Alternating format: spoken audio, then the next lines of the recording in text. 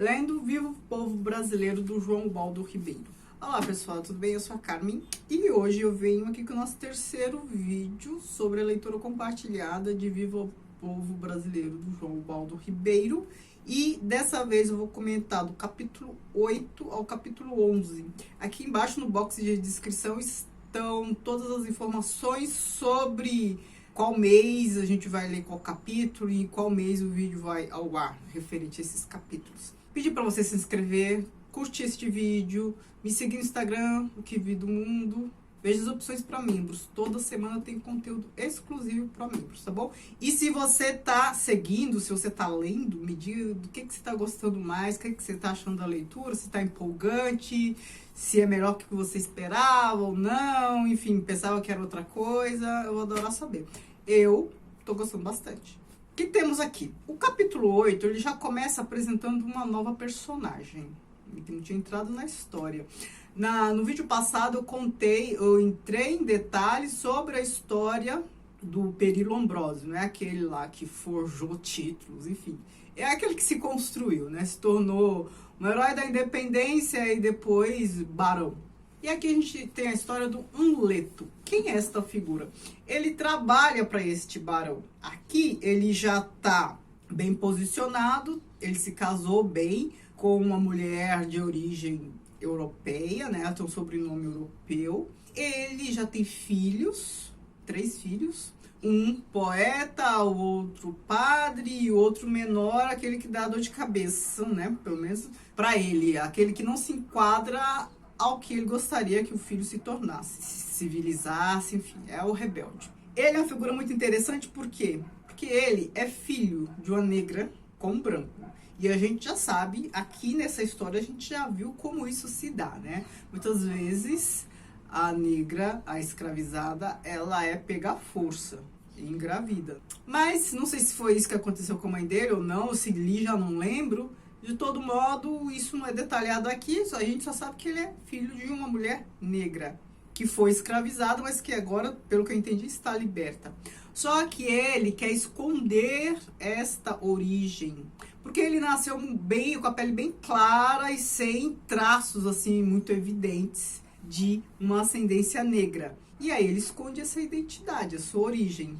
Então ele está aqui passeando, apreciando suas conquistas, né, de propriedade e tal. Ele trabalha lá pro Perillo Ambrósio, ele é o contador e tal, e depois a gente descobre que ele roubou a fortuna, ele foi afanando a fortuna do Perillo Ambrósio. Um safado passando a perna no outro. Aqui tem um trechinho que nos ajuda a entender bem essa personagem que quer ocultar a sua origem. Olha só.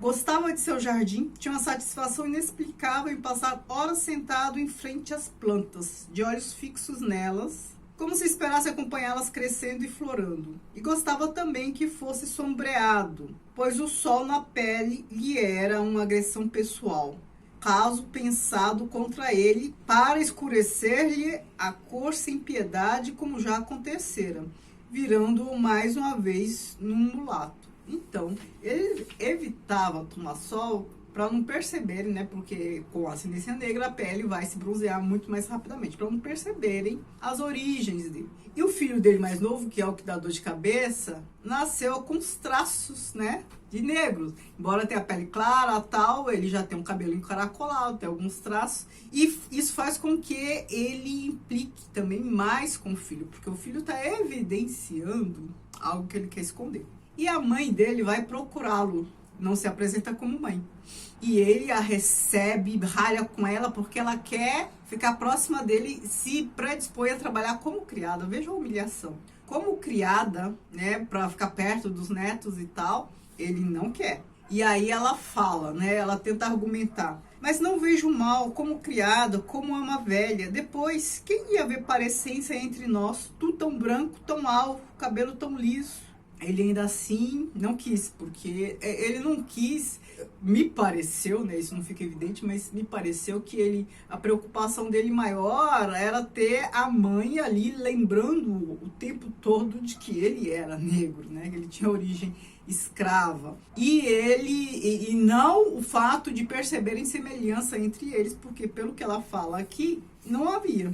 Então ele tal qual o Perillo Ambrósio, ele se construiu uma persona, né? E aí a gente pensa, nossa, assim vai formando o povo brasileiro, mas é o que está aqui. E aqui tem uma parte que eles começam a falar da abolição da escravatura. Então aqui a gente tem o Amuleto e uns outros colegas, né, aqui. Aí o que é dito? Dia chegará em que os custos se tornarão de tal forma onerosos que melhor será pagar por obra feita do que ingenuamente achar que, com escravos, temos-la de graça, pois não a temos. Imaginem os senhores um fazendeiro que necessite apenas de mão de obra para plantio e colheita, uma vez ou duas por ano. Imaginem os senhores um fazendeiro que necessite apenas de mão de obra para plantio e colheita, uma vez ou duas por ano.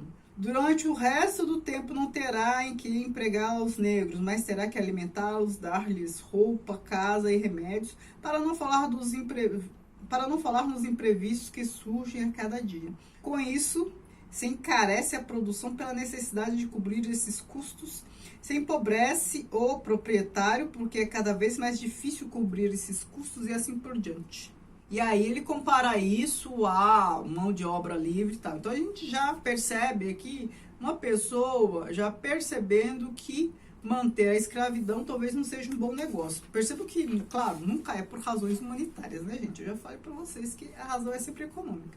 E aqui esses mesmos senhores conversando falam, mas vejamos bem, que será aquilo que chamamos de povo? Seguramente não é essa massa rude de iletrados, enfermiços, encarquilhados, empaludados, mestiços e negros. A isso não se pode chamar um povo. Não era isso o que mostraríamos a um estrangeiro como exemplo do nosso povo. O nosso povo é um de nós, ou seja, um como os próprios europeus. As classes trabalhadoras não podem passar disso. Não serão jamais povo. Povo é raça, é cultura, é civilização, é afirmação, é nacionalidade. Não é o rebotalho dessa mesma nacionalidade. Mesmo depuradas como prevejo, as classes trabalhadoras não serão jamais o povo brasileiro. Eis que esse povo será representado pela classe dirigente, única que verdadeiramente faz jus a fóruns de civilização e cultura nos moldes superiores europeus. Pois quem somos nós, senão europeus transplantados? E curioso que tem muita gente que pensa assim até hoje, né? Tem muita gente que está aqui no Brasil e se acha europeia porque tem uma ascendência lá. Bom, eu já conversei sobre isso em outros vídeos, né? A gente não é europeu, nem nunca pode ter uma ascendência, não é. Vá lá na Europa se dizer europeu para ver o que acontece. E aqui a gente tem uma mentalidade burguesa, né? A gente já tem a mentalidade da burguesia que tomou o poder lá na Europa e virou as costas para os jacobinos, né? Virou as costas para os pobres. Então, todas aquelas questões de direito do cidadão dos iluministas, quem era o cidadão? Não era o pobre, não era o trabalhador. O cidadão é a pessoa de bem, né? De hoje em dia, é gente de bem, é o burguês, né? Nunca é para todo mundo. Porque quando você fala em direito de propriedade, como está lá na Declaração dos Direitos dos Homens, do cidadão, não sei, você já não está falando de pobre. Vamos combinar. E aqui o discurso se repete. Ela me fez lembrar de Bacurau, né? Nós somos europeus. Mas no que depender de mim, e tenho certeza de que os senhores também, o Brasil jamais se tornará um país de negros, pardos e bugres. Não se transformará num vale-couto de inferiores, desprezível e desprezado pelas verdadeiras civilizações, pois aqui também medrará, mercê de Deus, uma dessas civilizações. Estamos aqui naquele momento em que estavam discutindo a formação do povo brasileiro, aquele momento em que a abolição da escravatura já era a coisa certa, só estavam estudando como fazer e também como desenvolver o povo, como formar o povo, já que eles consideravam que os negros não podiam fazer parte disso. Hoje em dia, claro, não dá mais para se falar nesse tipo de coisa, né, de formar o Brasil sem negros e tal. Mas a gente sabe que a mentalidade continua, já não se fala em formação do Brasil. Embora hoje em dia não se fale em formação do Brasil, a gente sabe que essa mentalidade continua. Não dá mais para desconsiderar o negro como parte da sociedade, pelo menos não teoricamente, mas essa mentalidade continua de o negro ser aquele que não tem os mesmos direitos, embora a lei garanta, mas na prática não tem os mesmos direitos de ascensão, mas, enfim, a mesma consideração, de modo geral, a lei não protege tão bem quanto deveria, os direitos não são tão iguais assim, coisas que nós sabemos, né? A gente tem um racismo estrutural que a gente vê a raiz aqui. Tem uns textos muito engraçados, né? Ele sempre vem com essas tiradas, João Baldo Ribeiro. Ele começa a falar de uma coisa de uma maneira muito engraçada. Ele começa a falar do tatu, vejam só. Ele começa uma parte assim falando: a maior parte das pessoas nada sabe sobre o tatu. Pergunte a qualquer pessoa o que é que ela sabe sobre o tatu e ela provavelmente responderá que o tatu cava buracos e pouco mais poderá dizer. Isto não é justo para com o tatu. Efetivamente, o tatu cava buracos e é tão capaz na engenharia quanto no serviço braçal. O tatu não tem dentes, quer dizer, bem olhado tem, não na frente da boca, mas atrás.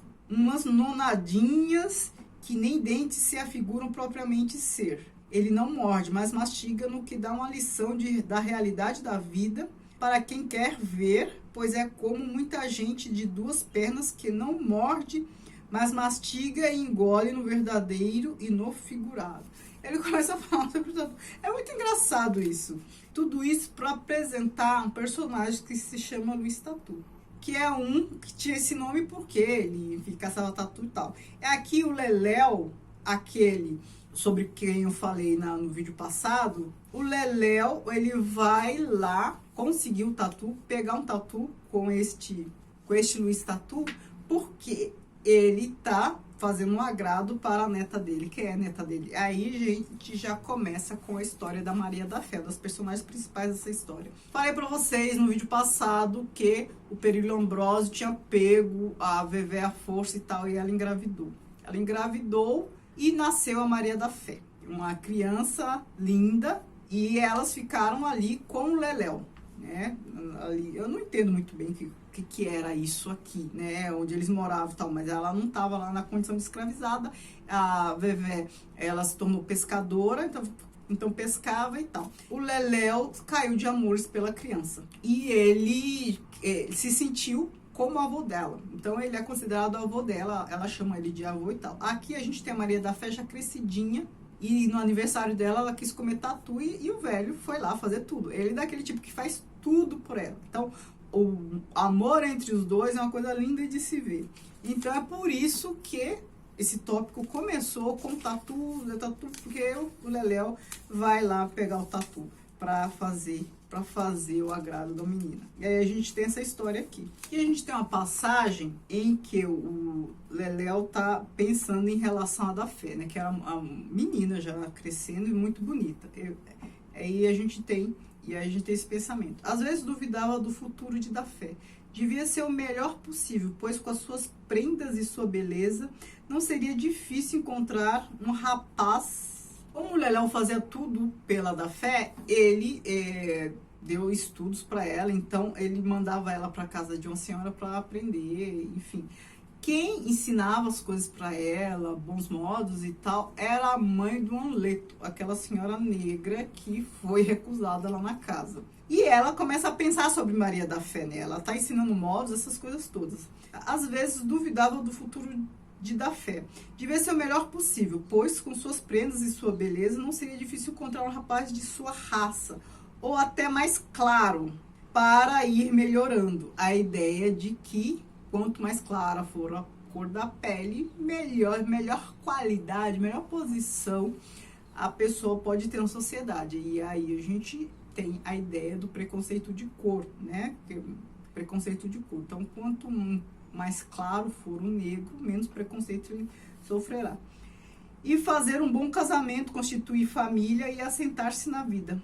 Mas a dúvida lhe vinha por causa dessa e de outras esquisitices, porque a da Fé já apresentava ali uma personalidade bem independente. E ela aqui pensando no filho, o Anleto. Aí ela pensa, ela o educara como a da Fé, com exceção daquilo de que a mulher não precisava e para o homem era indispensável. Hoje ele era um homem ilustre, um homem de quem a Bahia haveria ainda de falar muito, um homem capaz até do terrível sacrifício. Sim, pois ela sabia como aquilo lhe era doloroso, de não reconhecer a própria mãe para não prejudicar as pesadas responsabilidades que tinha sobre os ombros. Percebam, ela apoia o filho, ela não se ofende, ela apoia o filho no posicionamento dele. Aqui a gente tem um episódio do filho de um Leto que é padre. Ele, a gente já vê aqui uma insinuação de que ele gosta de rapazes, né? Então, que ele tem lá envolvimento. É claro que o Amleto nunca vai admitir isso, mas a gente já percebe que isso acontece. E o Patrício Macaro, que é o filho mais novo lá, com traços já negroides e que só dá dor de cabeça, já tá aprontando muito, e o pai dele, Amleto, já quer mandá-lo para o exército, para a marinha, eu acho. E aqui, o que acontece também nessa passagem? O Budião, aquele negro que era fugido lá e era revoltoso, ele é pego. Um cara lá que se diz branco tal, implica com ele e fala que reconhece ele, fala que ele é lá a propriedade de fulano, e ele mostra ali seu documento, porque ele lutou na guerra. O Budião lutou na guerra, e aí ele fala que isso, e apresenta uns documentos lá, tipo uma carta de alforria, que isso o libertava. Isso na guerra lá no sul, Farroupilha, não sei. E aí o cara fala, não, mas isso aqui não serve pra nada, isso não tem valor aqui. E aí depois ele leva a polícia pra pegar o Budião, que apresenta de novo lá seus documentos e fala, isso aqui não tem valor aqui, você tá preso, ele vai algemar. O Amleto manda o Patrício Macaro realmente pro exército, porque já não conseguia lidar com ele, só arrumava confusão. E aqui a gente tem uma denúncia das falcatruas do Amleto, né? É denunciada um documento tal, né? Eu tinha um cara lá que sabia que ele roubava o chefe, só que o Amleto, ele intercepta esse documento e, enfim, ele continua de boas, ele consegue interceptar, não levar isso adiante. E ele fala, tem uma parte aqui muito engraçada que o Amleto fala que o Patrício Macaro, nos traços fisionômicos e no temperamento, terá puxado, e digo isso sem desdouro, pois sou orgulhoso de minhas raízes brasileiras, ainda que por via matrimonial ao lado brasileiro da família de Dona Teolina. Teolina é a esposa dele. Ele está falando que o Patrício, esses traços dele, puxou a mãe. E ele fala que é orgulhoso da sua origem, mas ele esconde. E aí ele fala que os traços negroides, o temperamento também dócil do rapaz, puxou a mãe. Outra coisa que eu esqueci de falar, ele acrescentou o sobrenome da esposa ao dele, Ferreira do Tom, né, tracinho, para deixar mais chique. E aí ele manda o filho para Maria, tipo assim, tira o filho das vistas para deixar de evidenciar a sua origem nas características físicas e para não dar dor de cabeça. E assim eu termino essa parte.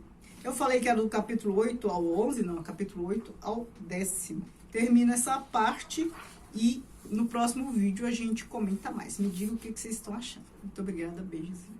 Tchau, tchau.